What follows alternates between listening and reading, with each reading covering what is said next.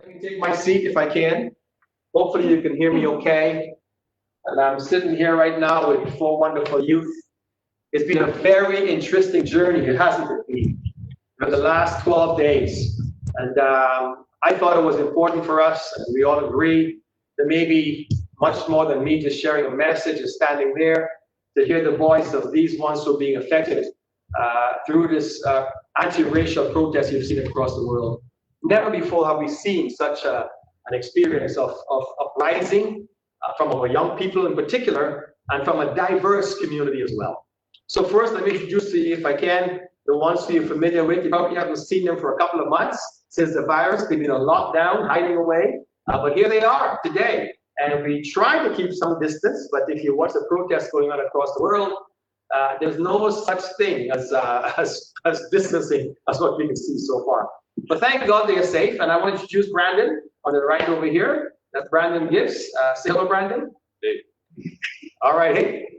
This is Khira Charles. Say hello, Khira. Hi. Now, Khira represents the females, and she represents an American because she was born in America, is residing here in Canada temporarily because her parents are on work permit. So she'll have a perspective for us as well. And then on my left-hand side here is an international youth. Really, he's only been in Canada for 2 years, I believe it is. So that's Oweme, and it's good to have him as well here with us. And then, of course, we know Jayden Dill. It's good to have Jayden here as well. So we've got quite a bit of balanced cross section here. Jayden is probably the youngest one, next to Khira. And then he's younger than you? Oh, really? Oh, okay, sorry. So this is the youngest one with Jayden. How old are you? 18? 17, 18, 19, 26. And I can probably say 60. With these generations, because they wouldn't have been born during the civil rights movement, but we may have a conversation there as well. But first of all, I wanted to ask a simple question because I recognize two very, very important factors that's even allowing us to have this conversation. So I'm going to have each one of them take a couple of minutes, first of all, and to answer my question, how has this protest and anti-racism within your own mindset, how is it affecting you, and what are you seeing played out for us, all right? So let me start off if I can. Who wants to go first, rather than pick somebody? I'll go first. Okay, Jayden's going to go first. Go ahead, Jayden, speak really loud so we can hear you. So first of all, I just want to say good afternoon, everyone. When I've actually lately been watching a lot of CNN. Before these last couple of days, I think I may have turned on CNN maybe 2 or 3 times in my lifetime. But to see what, it's true, yeah. But to see what I've saw these last couple of days has been not also eye-opening, but truly inspiring. The riots were a little bit disappointing, but to see the peaceful protests, something inside of me really went, wow. There is a lot of institutional racism that is still existing today. People are not blind to that. They're aware of what's going on, and they're using their voice to stand up for something. And that has put faith back into humanity that, you know, there's still some good left in us. There's still good out there other than what we see in the media. All right. Excellent. Okay. Next, who wants to go next? And I'm going to try and listen to the buzzwords that are being shared as well. Oweme, go ahead.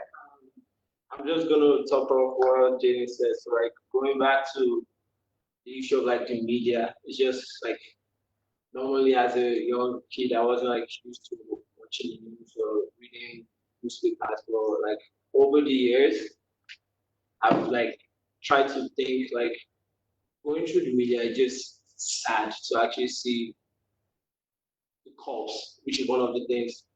Peaceful riots, like peaceful protests that like, it's sad to see the law is actually rigged because the cops are meant to, the police are meant to serve and protect, but it doesn't show what they're doing because it's just sad. Because every single media shown doesn't even show that the cops are reliable. It shows that they behave like thugs. Like it's just sad. But for me, I can just say it's eye-opening to see a lot of kids now. They're actually knowing about racism, because I have seen a lot of people come up to me and ask that, oh, it's unjust to see that the education system, which is one of the things, saying that it has never been brought up about racism, it hasn't been brought up about people who are also ignorant that it actually exists. And for some people, they always try to cover it up and be, oh no, it doesn't exist or some things like that. But I just want to say, I can just say faith for now. We can think about faith. Well, just going back to the question, so I don't know about the question you're talking about, but the older generation at that time, Don't watch it now. they watch, but I feel like there's kind of a gap, because over there, media wasn't really exposed. Yeah, but now it has evolved. Now everyone has. Yeah, stop, because you're stealing my thunder, okay? Having said that, though, I'll come back to you, because you're speaking from a perspective of international experience in Nigeria, as well as here being in Canada for the last 2 years. Let's go to Khira next. Khira, what do you have to say about what's going on? I think the protests are great. I am glad that we're finally breaking the cycle of the older generations, staying in the mindset of ignorance, really.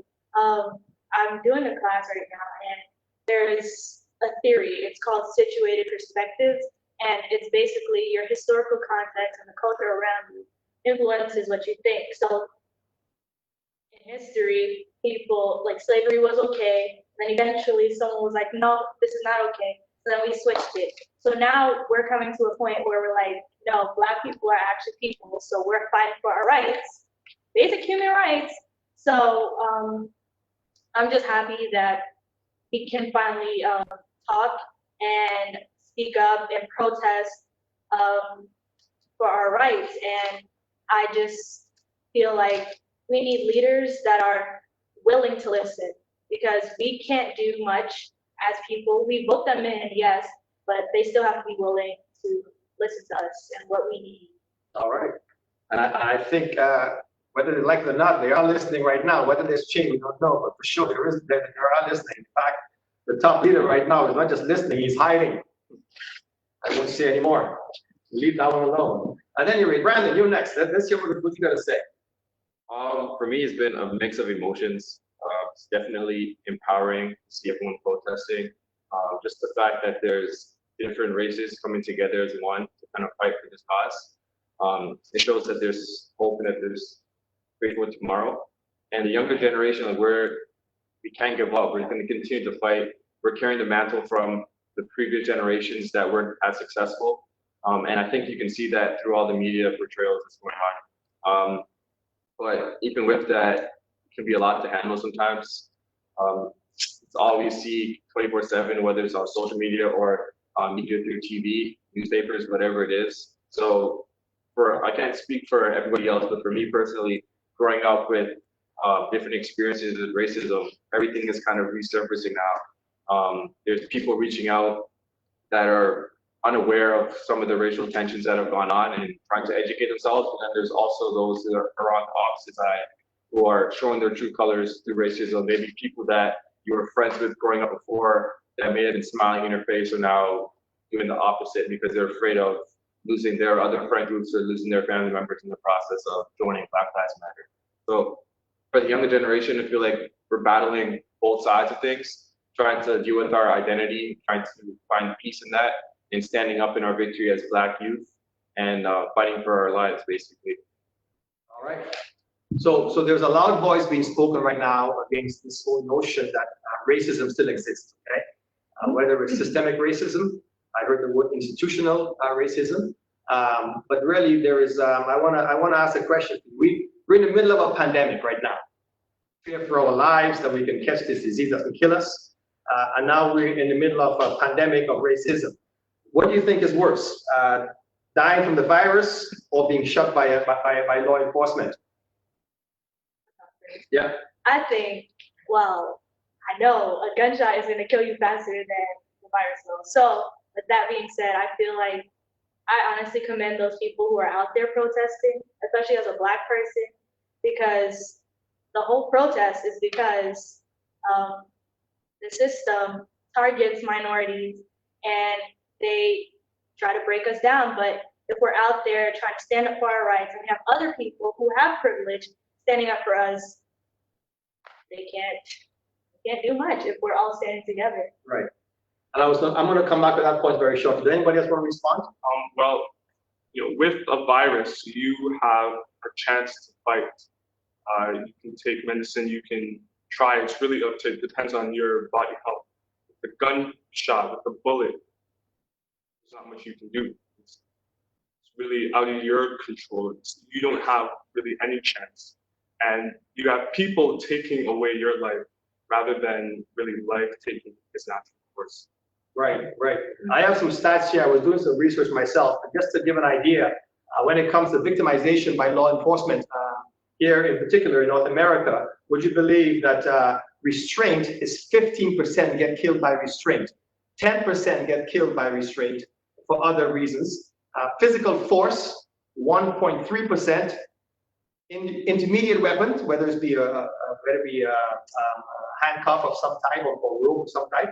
But check this out. 71.5% of victimization by law enforcement was done through the barrel of a gun. 3/4 of the people who victimized, and since 2000 to 2017, 491 victims in Canada. Now in America, it's a lot different. Over 1,000 people over there, but in Canada, over 500 people have been victimized by law enforcement. Now, having said that, I want to now introduce another question to you guys for the most part, okay? And where I want to go with this is, we come back to both the international and the American style, okay? But is this the only protest you have experienced in your life that you've seen people trying to fight for justice and for equal rights, especially the Black community? Is this the first one? We have Aubrey, who was just killed recently, and I got some names here, okay? Just this year alone, the last year alone, Eric Gardner, Tamir Rice, Trayvon Martin, Philandra Castile, Alton Sterling, Amar Aubrey, Breonna Taylor, and of course now we have George Floyd, that we just recently saw just 12 days ago. And we've got our own issues here in Canada as well. We can talk about our wonderful sister, who there seems to be some question as far as Regis, whether she fell off or whether she was thrown off. We're not going to go there, but let's talk about protests in the past we've seen. Civil rights movement in the 1960s. I was born in 1959. I was a baby, but I heard that's about it, okay?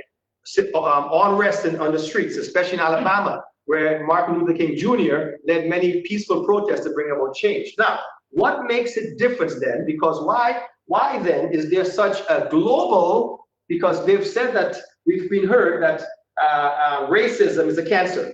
You've heard that before? Well, I want to change that topic.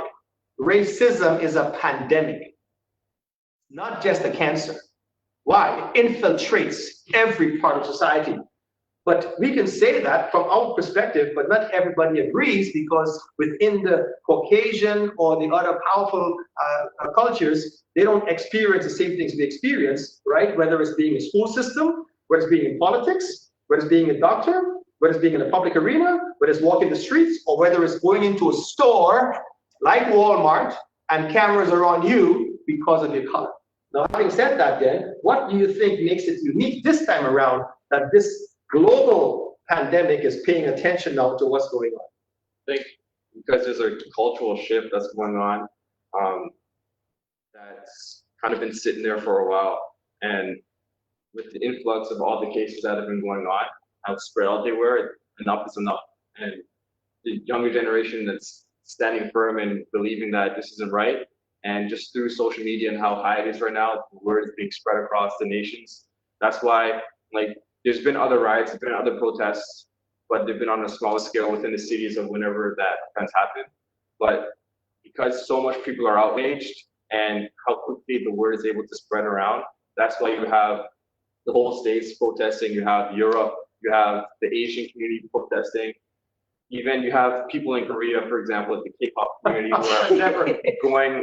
who are going against all the racial groups who are trying to promote their agenda. They're going and combating them using their own kind of storylines. So we've never seen that before. And I think people are starting to realize that how big this issue is. It's a lot deeper than police brutality.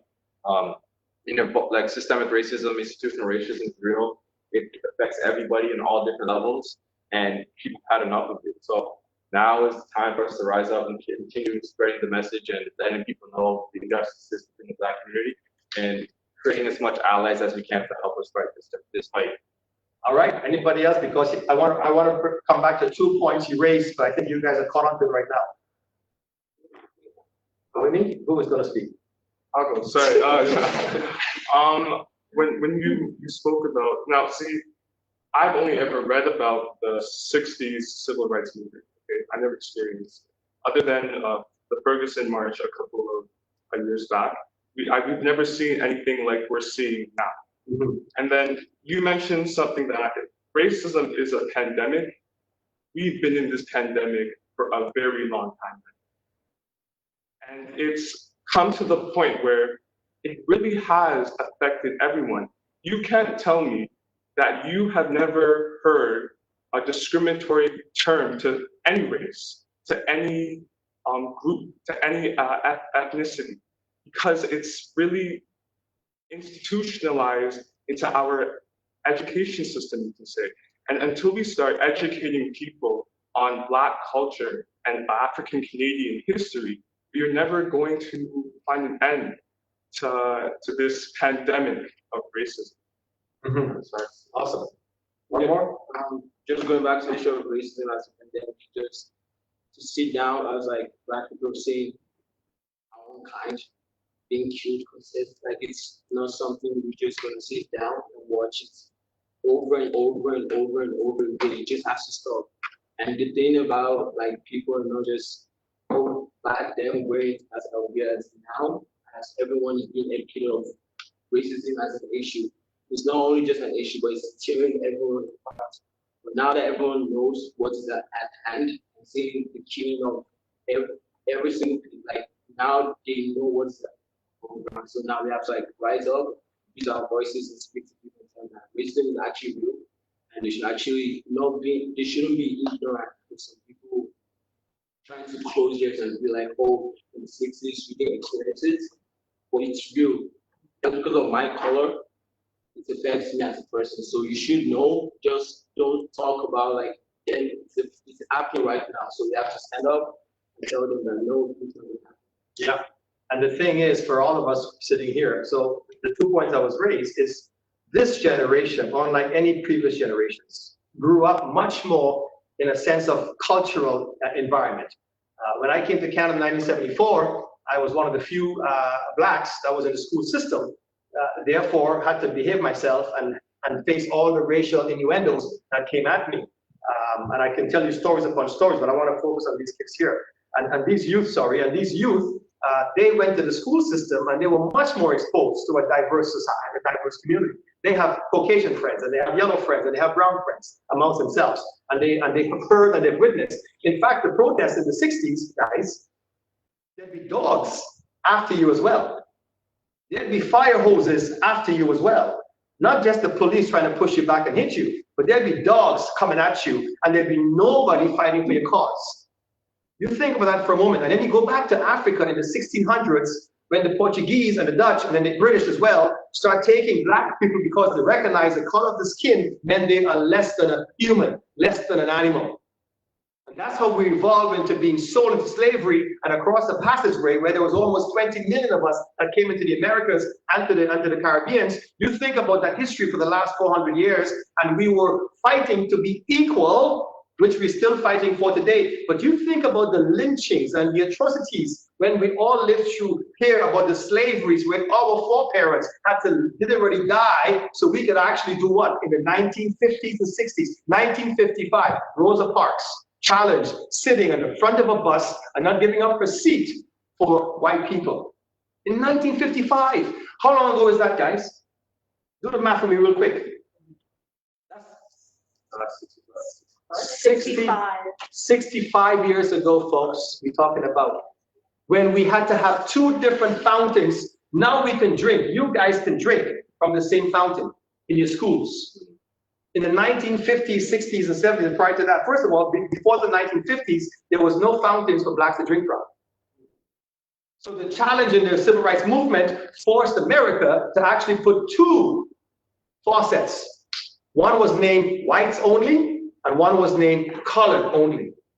Now, For a 61-year-old, I didn't live in America, but certainly I got friends and family who were older who can tell you they had to drink from a colored only. In fact, we have members in our church living in Nova Scotia who migrated through the Underground Railroad to escape slavery in the earlier centuries as well, and they have gone to segregated schools where it's meant for whites only and blacks only. So we're not talking about just a judgment of hate. We're talking about undermining a complete culture who was less than human and was put off to learn nothing but fight for their rights. So we're talking about economic justice, not just equality. We're talking about beyond. Right now, the focus is on law enforcement. And yes, bad officers. As a police chaplain, bad officers.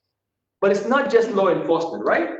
It's something more. Have you experienced this in your school system, in the public arena, in your work environment? Tell me, have you experienced racism in your own personal lives? My son can tell you his own story, all right? But tell me quickly, your own personal story. Now, and I want to come back and ask you about your story in America versus Canada, and your story in Nigeria versus Canada. But tell me, beyond law enforcement, beyond the police pulling you over or being challenged by the police, what else can you see? Because it's bigger. You mentioned institutional racism.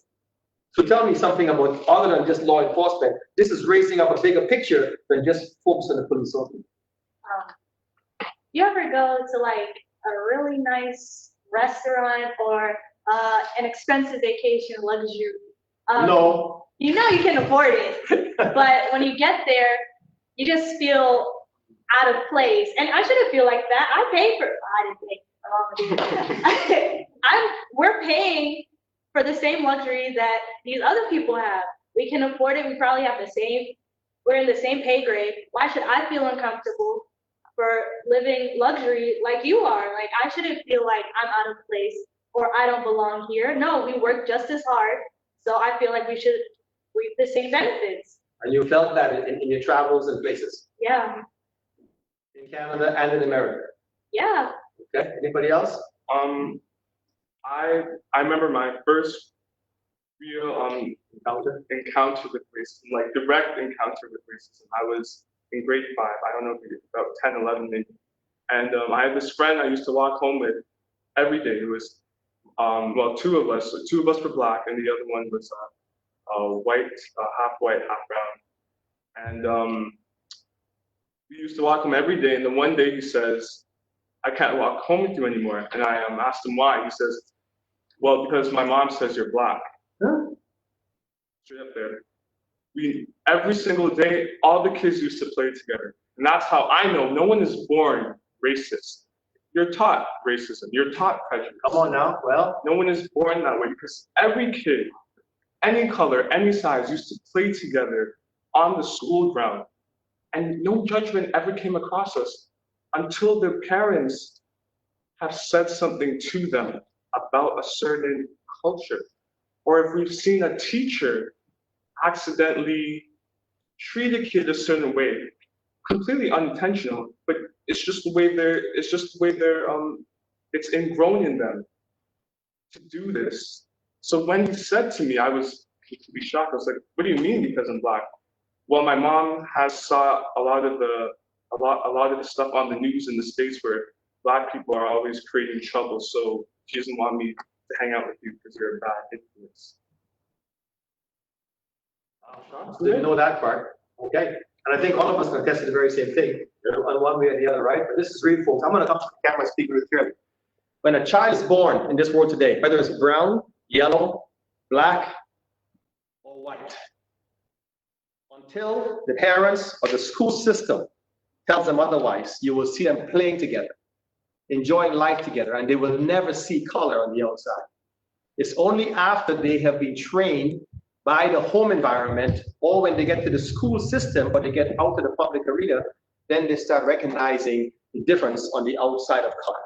And this is very powerful that they both are saying as well. Okay, Dave, give me your experience. I've encountered a lot of racism all throughout. In Kansas, this happened. So I was in Kansas in Canada. It happened in school actually. So the first encounter was I was in school and I was given the chance to actually speak in front of younger kids of my experience of like, migrating from Nigeria to Canada, like what have I learned, I see like absolutely different. This is in Canada here.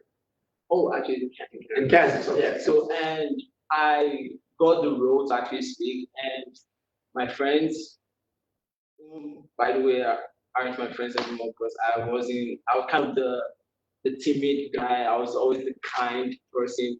I was the person who always asked, how's your day, or what's going on. Then the kid approached me. I was like, why are you kind? Like, why are you this? Yeah, you're meant to be the one who's like aggressive, or you're meant to be the person to be the talk, or you're meant to be the person sagging, or like those were the stereotypes that was spoken to me, and I felt like ashamed and uncomfortable. Like, why are you saying this thing to me? And it felt so bad. And the mother approached me and she was like, yeah, you should actually, that is not what you're meant to do. So I'm like, are you trying to give me my role? Like, I'm a person. That doesn't mean I should act that way. So I felt sad for some reason. It was just like really painful. Till that day, I just like, I'm just gonna keep moving on. I didn't care because I'm that kind of person. Because no one's gonna tell me who I am. Yeah. Like, you're not gonna address or define who I am. And also the second cancer was in Canada. This exact same thing. So I'm the kind of person who's comfortable talking my accent. I can like talk loud or whatever. And some people would be like, oh, I don't understand what you're saying. So that's like adjust my enunciation for people to actually understand what I was saying. So I was also given the role to actually talk to people about like just a class subject or something.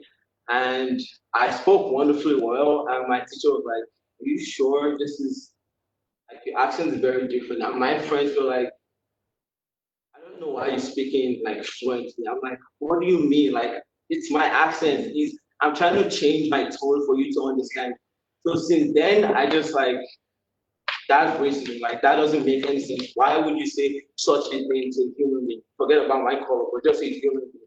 So since then, I'm just like people just. The culture of judgment is what we're talking about. We here at First Baptist Church in our Sunday morning service have an engagement with our wonderful young people, talking about the protests and what's happening in our world today, and just getting a perspective of what they are observing and what they have to say. Khira, what's your experience? Oh, you already did. You went there. Sorry, Brandon. Sorry, Brandon. We'll cut that out for the video. Yeah, no, like I experienced the same thing. And racism for us growing up may not have been as obvious in terms of having separate bathrooms or separate water fountains, but it's very much present.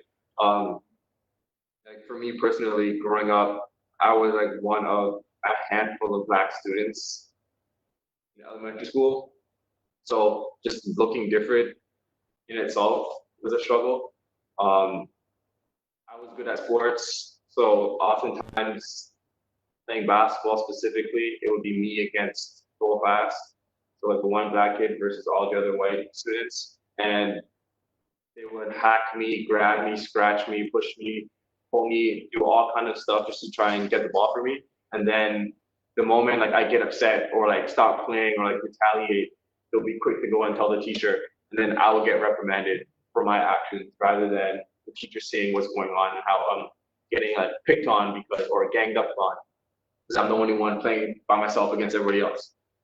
There's instances where people would want to touch my hair, and without asking, they'll just be like, "Oh, it's so fuzzy. Can I touch it?" And their hands is already in my hair. It's like, no, you can't touch my hair. So like things like that growing up. Then as you get older, then you start to experience different things where you're being excluded from stuff, not being invited to stuff, or just not getting the grade you think you deserve on something because the color of your skin, like stuff like that.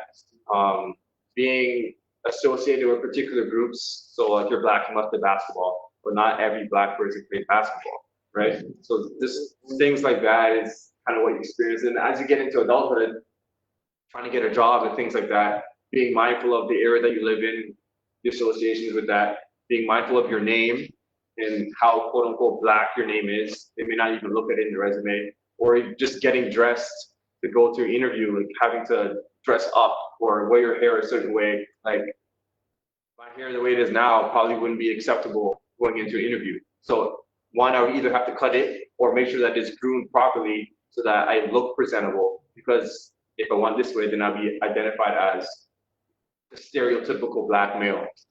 Mm-hmm.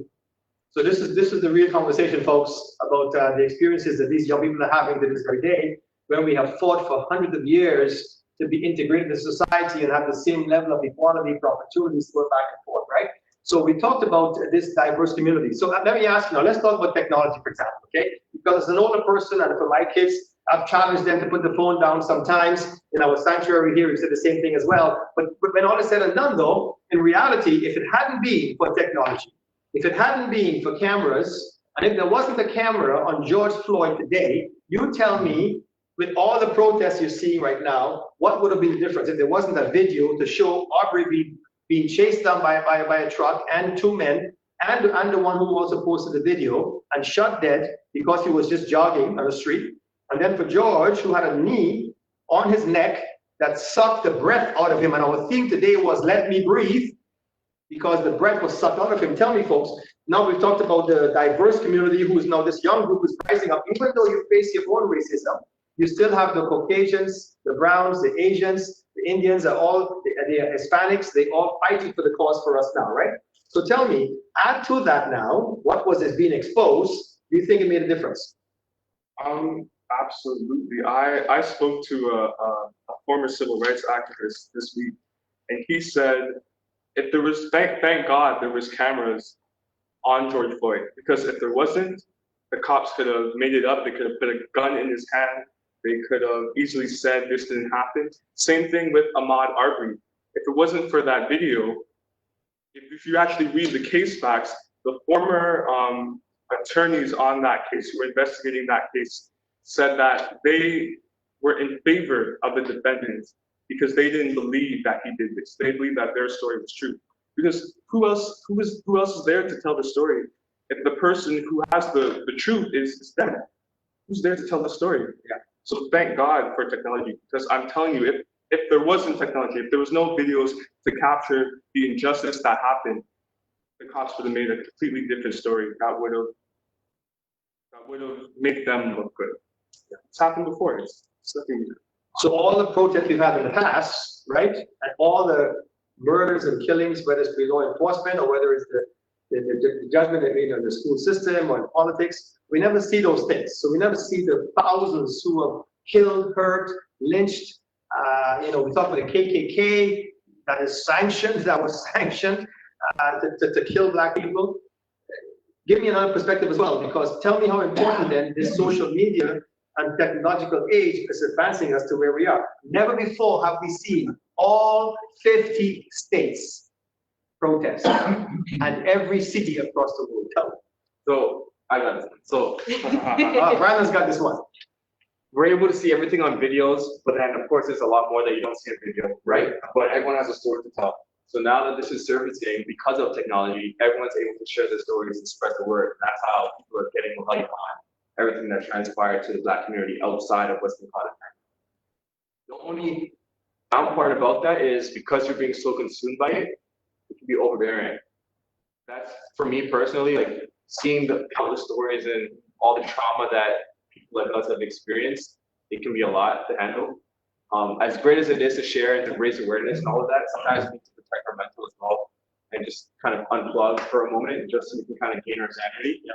But it's only because of technology why we're here today. Yeah. Without it, we wouldn't have known about George Floyd, or people would have started to talk about it, would have been shared, but because we had the video footage, that's why we're able to protest, that's why we're able to fight for our life, fight for our rights. But what's annoying is the fact that even with the video evidence, even with the proof, there's still groups of people that are denying it, that aren't seeing it for what it is.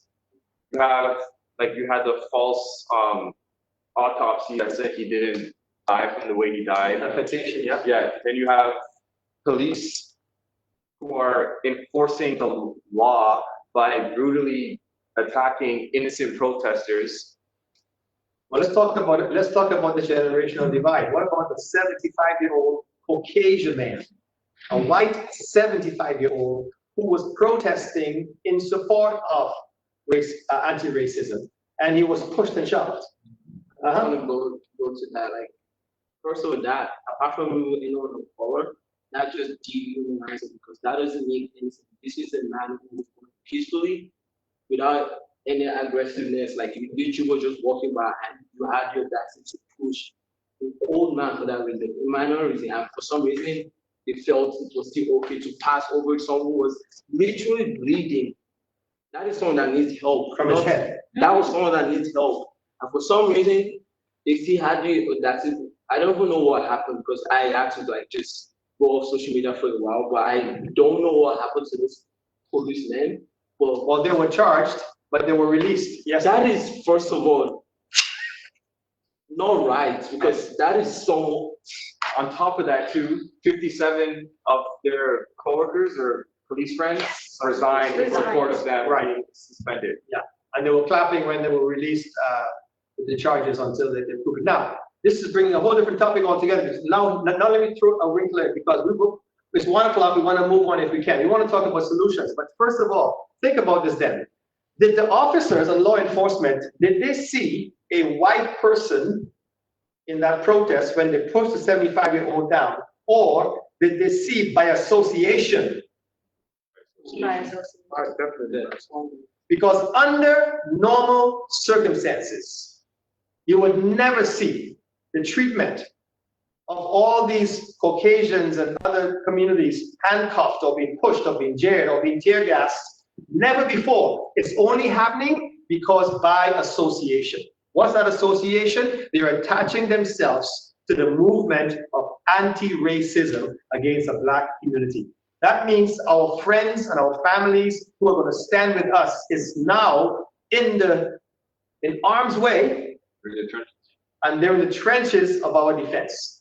And it's easy to talk about the grassroots and this movement, but now let's find a way, from your perspective then, where do we go from here? Because we have another week that could unfold, right? We're still waiting for justice to take place. We know the 3 officers were charged. We know that Officer Derek was moved to the second degree murder for the most part, okay? There is still a big question whether they will get off or not under the circumstances, right? So we have a bigger issue at hand, okay? The movement is great, right? But now how do we actually find a way in this small little circle here to influence change from the political arena, the justice system, institutional system? How do we go about that? What do you think we can help resolve in those areas? And in the church as well. In the church, I was part of a pastors prayer network group last week, praying with over 300 pastors on the phone. Many of them were mixed hue Caucasians, and a few of us took turns to pray. And almost everyone was praying against anti-racism and sorry for the way Blacks are treated. And then when my turn came, I was given an opportunity to pray at the end, and I challenged every one of those. I said, that's great for you guys to have sympathy, which we don't want anymore. What we want is empathy. Can you walk in my shoes? You can pray all you want against anti-racism, but how have you contributed to the very same notion of hate against a brother or sister who's a different color than yours? And that's the question really for our friends and our families alike who are different than us, right? The camera is now on you, pastors who are white. The camera is now on you, bosses who are white. The camera is now on you, superintendents and police officers who are white. And thank God for the chief kneeling to at least be an example. But again, the hands are always tied with a structure that is always impeding against our equal rights. So what do you think is part of the resolve that maybe as we close off on a good note, and I'll give you a perspective of different Bible terms here. What do you think? Anybody? Honestly. No, so first of all, I was going to ask this question. So how do you see the difference between American racism and Canadian racism? Americans, they will tell you to your face that they're racist. They have no shame. Here, it's a lot more. Yeah, it's passive. Like, you know they're racist, but they won't say anything directly to you. So basically, in America, you will stab us in the front. Yeah. In Canada, we'll stab you in the back. Yeah. Okay, I got you. All right. Either way, you're getting stabbed. Either way, you're getting stabbed. Okay. We're talking about a problem that has been in existence for 400 plus years. So it's not going to be a quick fix. You can snap your fingers. It's going to take time. But as long as you remember what the goal is, where we need to get to, we will get there. I think So Martin Luther said, right? when you said the spectrum of justice, it may go wayward, but it will always come back to what's right, or something along those lines. Yeah. Because Martin Luther King died for the cause, right? No justice to his cause, but he created a movement that allows us to this very day to even have a voice that is now raising everybody's flock. What about you? I mean, what do you think is an opportunity for us to bring a solution? I mean, as you said, we just have to know our goal, but at the same time, we need to at least do something. We can't just keep making everyone being out there and we're not contributing, or they are not contributing. Something has to be done. We have to start with something. Probably the law needs to be changed. But the law was made for this. The law to me is not even right. For me, like as a black person, a person of color is not right because it was made to reprimand me as a person. But I can say, at first, we talk about the school system, it has to be changed for some reason. Because for some reason, some of the white folks I know, they are like, oh, now I am aware. Are you kidding me? Because for how long? You tell me your parents don't know? Like, are you even in this world? You want to tell me? Well, I won't say I understand, but I just want to say it's the system. Because they grew up, they weren't born racist, but they were taught. You understand what I'm saying? Well, I can just say, starting with something, the people of higher power needs to come down to our level. Think like, oh, the community, what can we do? What can we talk about the police of different communities? Like, what are they actually going to put? The laws needs to be changed. That's my position. So is there hope? Is there hope for us? Of course, Is there hope for your generation? We just have to keep applying pressure and holding everybody accountable and making sure that we're promoting leaders that are for diversity and inclusion and that have the, I guess, the voice of the people at hand. I can't remember where I heard it from, but the people is who lead. In a democratic society, the people is who lead, and the politicians are supposed to follow the voice of the people. They're there to support the people. They're there to create change for the people. But the way society has kind of gone on is the opposite. The leaders are the ones that are trying to lead the people. The leaders are the ones that are trying to dictate what they think the people should be following. Well, the example is very clear. Last week, right? The protest was in front of the White House, right? In front of the church, okay? Peaceful, as we all saw. Yes, there's looting and there's rioting, but in this case, it was completely peaceful, okay? But the president wanted to do a photo op, right? In front of the church, as you guys observed, right? And as a result, they just pushed and actually ran over some people with tear gas, and they lied about the tear gas a couple of days later until they came back and admitted to it, right? But we saw that play before you, very guys. How does that make you feel? Because there's the leaders imposing dictatorship much more than respecting the people who's actually speaking loud and clear what they're asking for. Anger makes you feel like you want to play even more because they're proving the point as to why you're protesting. They're protesting because there's an abuse of power and there needs to be change.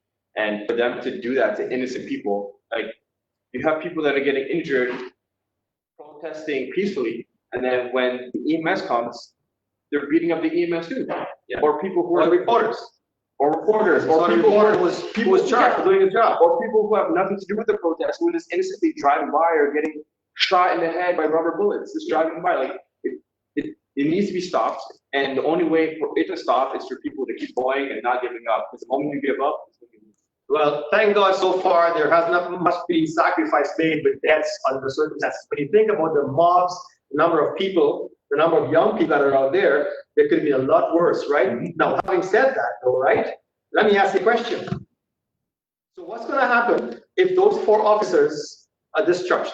No. I hope the world is going to pay attention to this little conversation here and America as well, because if these 4 officers, based on what we saw, evidence of proof, without even having to spend tax dollars to prove them guilty, and they get off these charges, I believe we're going to need Jesus to show up.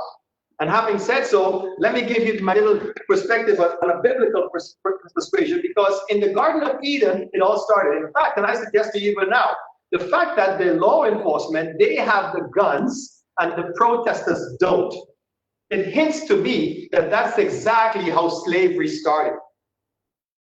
Folks, when the Portuguese and the Dutch and the French and the British, went into Africa, and I was there in Almina Castle in Ghana on the West Coast. I've experienced what atrocities they did by raping women, hose them down with a hose, naked, and they picked the one they want to rape. And when they were pregnant across the passageway, they threw them overboard because they didn't want pregnant women going to the Americas. That's the foundation of how we started, because they had bigger guns. So it looks to me, in a sense, with this dictatorship, if you have the bigger gun, then you are the one who are in charge. You don't listen to the voice of reason. And Jesus came to us in the same setting because he was also racially profiled, in a sense, if you want to talk about that. But in the Garden of Eden, God did what? We saw a man whose breath was snuffed out of him. Now we're talking about let us breathe. Let us breathe. Do we have the right to take the breath from somebody when we didn't put it there? Do you think? Because I was told that God breathed his breath of life and made us in his image. We have taken this image and passed judgment, haven't we? And we can go from the Garden of Eden right through history, but we can now talk about last week Sunday, about Pentecost. Because that breath in all of us, you see, George Floyd's breath was taken away from him based on man's perspective in a temporal, earthly world. But the breath of life God gave to him still lives on to this very day. And his breath is still alive and well in all of us to live on eternally, as we learned a few Sundays ago. Because Pentecost came, and we also got the wind of the Holy Spirit, the breath of the power of the Holy Spirit, anointed for God's purpose as people of God. So when you think about race now, you throw in the picture of God. And race without G in God is no good unless you put the G in front of race. And then we're talking about grace. Grace to a world who needs to be re-educated. Grace to a world and to Caucasian brothers and sisters who needs to recognize the unequal divide that they have been raised in, to always think they are superior and they're better than. And God has made us equal in his eyes, hasn't he? And I want to suggest to you folks that we got to continue on with this conversation. Only God knows how this week is going to unfold. All right? But I want to say that we need economic strength in our community, in our Black community, right? We need unity within our Black community. Right? We have two born Canadians here. We have a born American and we have a born Nigerian. Right? And if I was to ask you, where is all of your heritage? Well, you would say Canadian, you would say American, Afro-American, Afro-Canadian. Is our heritage really Africa? I would suggest we have all missed the mark, because if you're a Jew, if you're Chinese, if you're Jewish, you know what your heritage is. But for our people, we were scattered to be divided. When you think about the uniqueness of that division in chapter 11 of Genesis, where God confounded the languages, but then he brought it back into reality when the Holy Spirit wind of power came. In Acts chapter 2, they were all in one accord. We too then need economic power, we need unity, right? And we need education. And we're talking to 4 young people today. Unlike the schism and the judgment placed on them in an educational system that will try to undermine, they all are either university students or already graduated with university degrees. I want to say the solution that's rising up in this generation, social media, technology, but I would say education. Education to become the politicians and the business owners and the bosses and the doctors and all the likes that will rise up with equality to balance the spectrum across our grassroots people. Thank God for these wonderful young people. And I hope that this conversation was enlightening to you as well. I want to read the last passage if I can. I didn't even get to my 25 pages of notes, but that's okay. I want to leave one little fact with you as well. I did some research to find out what is the population divide between the Caucasians and the Blacks. They have a whole list here as well. And would you believe that the Royal Canadian Mounted Police in Canada is actually the one who kills the most people? I hate to say it on tape, but the Toronto Police Services leads second. And I'm a police chaplain in Toronto Police Services, but we recognize our responsibility for balanced perspective as well. But let me just give you one that I think is most important, okay? Race and ethnicity victims versus population in Canada. In Canada, Caucasians represent about 78% of the population. About 78% of the population. All right? And of that percentage, less than 40% are victimized in some way, shape, or form. Less than 40%. Blacks represent about 8% of the population. Check this out. They represent almost 20% of victimization. That means blacks, even though only has 8% of the population, represents 20% of the wide population. Oh my God, have mercy. We're the most incarcerated, we're the most judged, we're the most pulled over. I've been pulled over many times. If I wasn't smart like Oweme to be kind and say, hello officer, how can I help you officer? Rather than say, what's wrong with you man, move your skill. Wisdom and strategy is what's going to get us there. Let me read the passage if I can for you folks, just to give you perspective, and there's a whole much more. Go to Google and just do some research on your own. But I want to say Martin Luther had a dream that one day that we will not be judged by the color of our skin, but by the content of our character. And our character, God wants us to walk with this grace that builds character through education, through economic struggles that we have to become overcomers, and to use your platform of social media and technology for his purpose of raising up an army of people who will work together in unity for his cause. All right? So let me read the last verse if I can for you. I want to leave you with a wonderful verse. If I can find it, it's somewhere in here. Isaiah chapter 58 was read earlier on. But I want to read you what Isaiah 61 says.